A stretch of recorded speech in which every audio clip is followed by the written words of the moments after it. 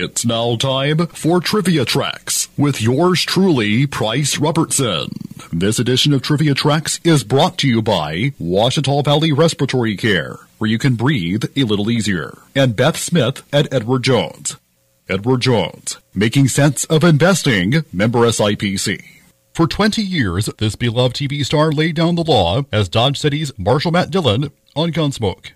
James Arness made the role his own, becoming a role model for not only young kids, but also those who aspire to be in law enforcement. Born in Minneapolis on May 26, 1923, James Arness, that's with a U between the A and the R, was the grandson of Peter Arness, a physician who came to America from Norway to set up a private practice. His younger brother Peter, better known as Peter Graves, would follow 3 years later. By the time he was 14, Jim grew to be a towering 6'7", but was less enthusiastic about school. He managed to take a cross-country trip by railroad before graduating high school. By that time, America had entered World War II. Jim enlisted in the Army, eventually being shipped off to Italy. However, on February 1st, 1944, he was leading a patrol in Anzio, crossing a vineyard, when a machine gun opened fire, wounding him in the right leg. He was then shipped home to a veterans hospital in Clinton, Iowa, where he developed osteomyelitis. Penicillin arrived just in time, saving Jim's life in the process, but his right leg developed atrophy and had become nearly an inch shorter.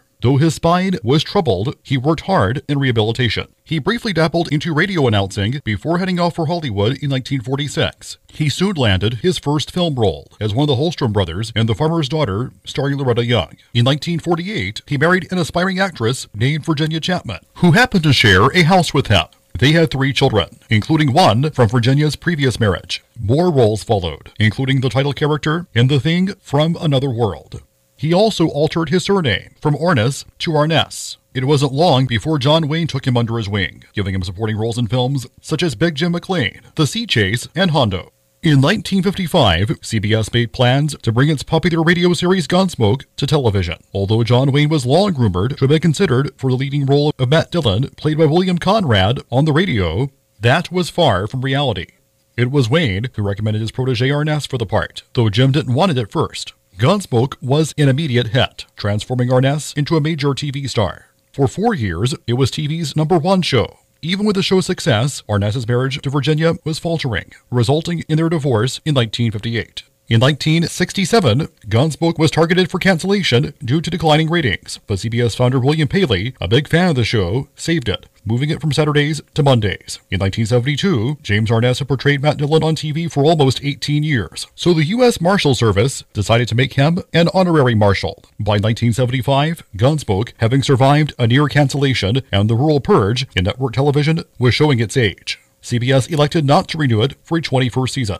Not long after that, James Arness lost his daughter Jenny to a drug overdose at the age of 24. By that time, he was in a relationship with Janet Surtees. The couple married in 1978. In between, Arness grabbed another weekly TV role, that of mountain man Zemba Cahan in How the West Was Won, which ran through 1979. In 1981, he landed yet another TV series, McLean's Law, which was canceled after 1 season. In 1987, he was coaxed back in the saddle for the first of 5 made-for-TV Gunsmoke movies. After 1994, the year the last Gunsmoke telemovie aired, and following the publishing of his autobiography in 2001, James and Janet Arness lived a quiet, peaceful life until his death on June 3, 2011, at the age of 88. In 2017, a statue of Matt Dillon was unveiled in Dodge City. Till next time, I'm Price Robertson.